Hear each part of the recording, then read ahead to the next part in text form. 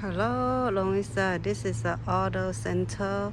If your car is like broken, car accident, like this one damaged, you could come and fix over here. They have a lot of fixing company, so much in Winchell, Colorado, somewhere by Sacramento.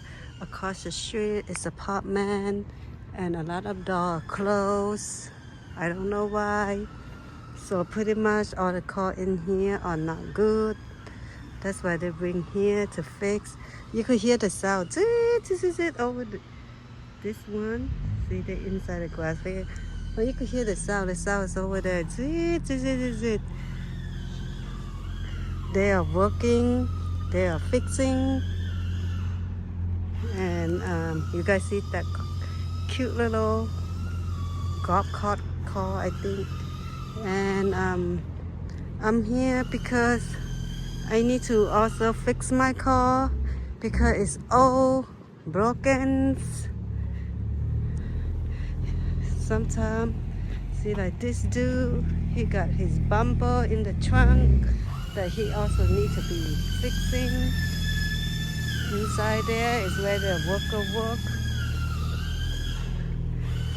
For example, check this BMW out. That needs to be fixed.